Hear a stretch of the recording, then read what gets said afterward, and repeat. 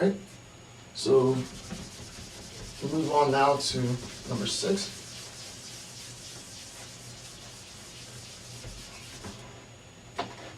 All right, so number 6. Morality is not determined, according to utilitarianism, morality is not determined by analyzing individual actions. It's not determined by analyzing individual actions, but the application of the law, the moral law, to actions, right?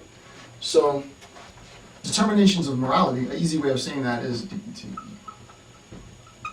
Determinations of, I spelled it wrong, DETERMINATIONS, determinations of morality, MORALI, are based on the application of the moral law to an action. So I'm going to be able to determine whether or not an action is moral or immoral only after I've applied the moral law to the action, right? You need to make an application of the law to the action in order to be able to determine whether or not the action is in effect moral or immoral. What we need now then is we need to figure out exactly what the law is. What is the law for utilitarianism? What is the overarching governing rule that says once this is in place, you will be able to make determinations on whether or not what you did was right or wrong? Okay.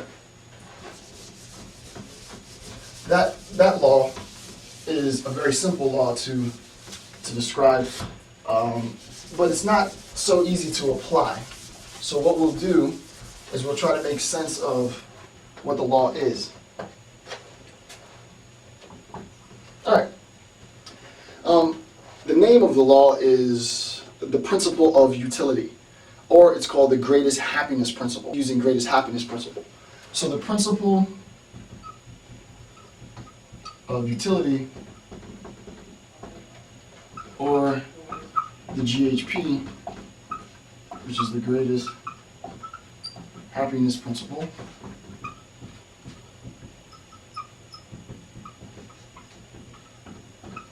is the moral law. So the principle of utility, or the GHP, it's the name for the moral law for utilitarianism. So that utilitarians will talk about the principle of utility, or they'll talk about the greatest happiness principle. Now, what does the GHP state? What's the law state? We know that it's called the greatest happiness principle, but what does the GHP state?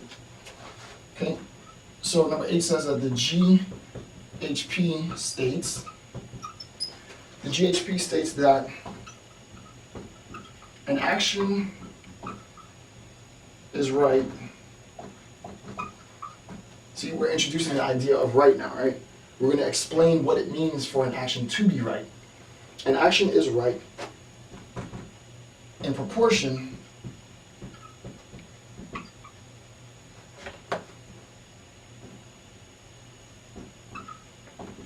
to their ability to promote happiness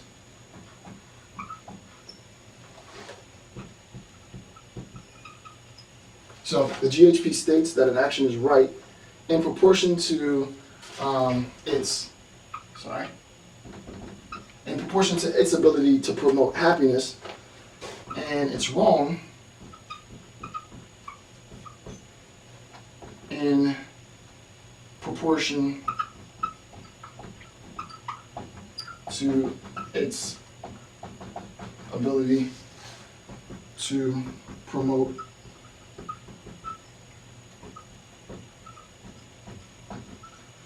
unhappiness or pain.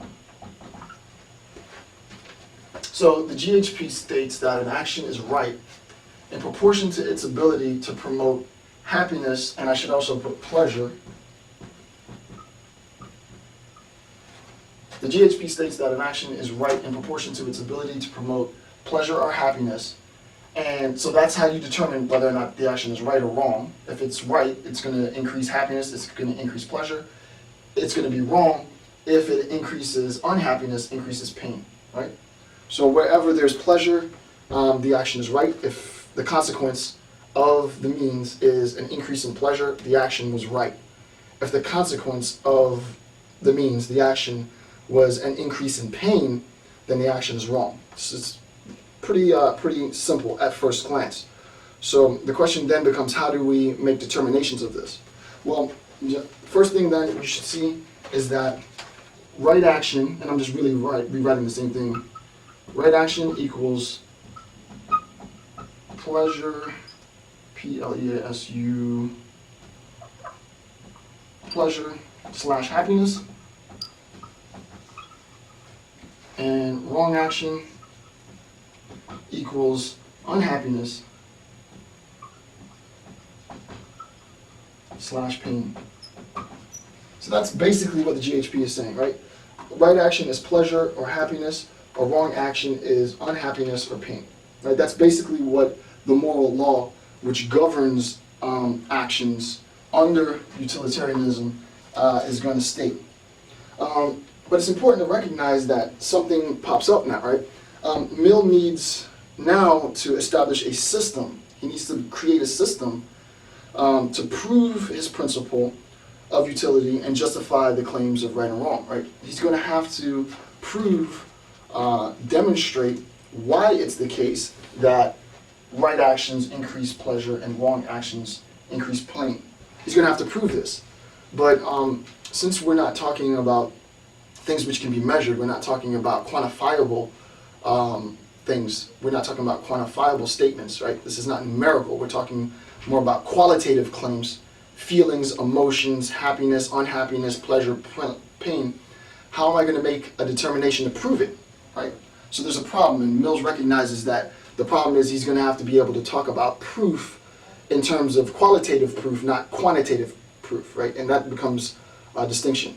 Okay, so just as a quick refresher, it's easy to be able to prove something that's quantifiable. I can show you that there are two markers if I have two markers. Here's one marker, here's two markers. It's easy to prove that. It's easy to be verified. Verification is simple. It's a lot more difficult to prove something if the thing that you're trying to prove is qualitatively assessed. It's a feeling, it's an emotion, it's a sentiment, and Mills anticipates this as a problem, and he seeks to address how he's going to prove that right actions increase pleasure and wrong actions increase pain. Okay. So what he does is, in order to prove this, Mills begins his proof. He begins the proof by suggesting that pleasure and a freedom from pain. So he begins this proof by suggesting that pleasure and a freedom from pain are the only things which are desirable as ends. The only things that are desirable as a consequence, right? So now we can get more serious with this, right? We can have a means, and we now know that what we're looking for is pleasure. So we know that the end, we know that where this is directed towards, where this is going, is that pleasure is the only end that is desirable. Or you can conversely say that pleasure is desirable as an end, or freedom from pain.